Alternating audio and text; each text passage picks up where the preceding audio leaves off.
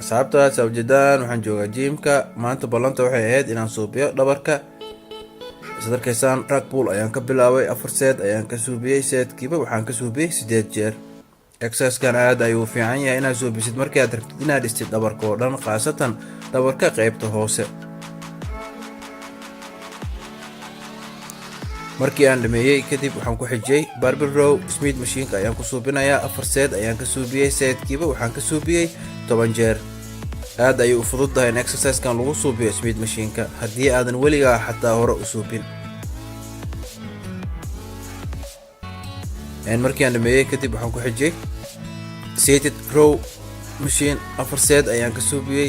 setkiiba waxaan ka suubiyey 10 jeer. exercise-kan aad ayuu u fiican yahay inaad suubisid markii aad rabtid inaad dhistid murqaha ku yaala dhabarka labadiisa geesood, inkastoo ay ku xiran tahay mashiinka iyo sida aad ugu fadhiisato.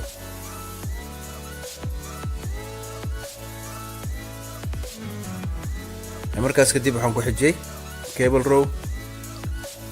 4 set ayaan ka suubiyey. setkiiba waxaan ka suubiyey 10 jeer. dargeysa miisaan culus ayaan ku suubinayaa. waxaan isku dayayaa mar walba inaan kontaroolo. markaas kadib waxaan ku xijiyey v-bar pull down. 4 set ayaan ka suubiyey. setkiiba waxaan ka suubiyey 10 jeer. sadarkaysaan weli miisaan culus ayaan ku suubinayaa. waxaan isku dayayaa inaan mar walba kontaroolo.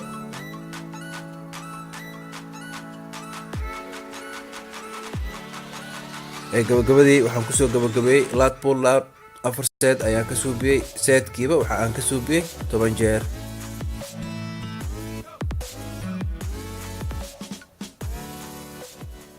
waa salaamantihiin meel walba joogtaan. saaxiibkii Marley Muscle waaye.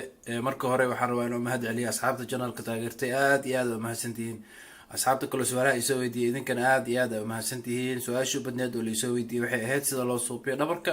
maanta waxaan suubiyey qaybtii labaad ee ah sida loo suubiyo dhabarka. adiga walaashay walaalka isoo weydiiyay su-aal maxayd ii sheeg mataqaana video ayaan kasoo suubinaa hadduu ilaahay yiraahdo. haddii aad u baahan tahay caawimaad dhinaca jiimka ama raashinka ku saabsan ila soo xiriir. dad badan aa caawiya ilaa hadda. haddii adiga xitaa u baahan tahay ila soo xiriir. lacag la-aan waaye. waxaa keliya suubisaa waxay tahay channelka taageer.